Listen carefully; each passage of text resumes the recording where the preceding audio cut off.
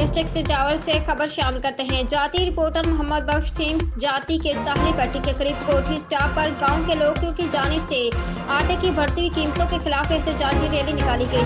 Rally کی قیادت بچل ماندریو، محمد ارس theme, اسماعیل theme, مامون اچھائی، گلزار ملاح، بچل ماندریو کوٹھی سٹاپ پر ریلیاں نکالی گئی۔ ریلی کے شرکاء نے میڈیا سے گفتگو کرتے ہوئے کہا کہ سندھ حکومت نے نااہلی کے باعث سندھ کے غریب عوام پر آٹے کی مہنگائی کا بم گرا دیا گیا ہے، جو کہ زیادتی ہے۔ اب بھی پنجاب اور خیبر پختونخوا میں آٹا 60 روپے کلو بک رہا ہے، جبکہ سندھ میں 150 روپے کلو سے زائد قیمت پر فروخت ہو رہا ہے۔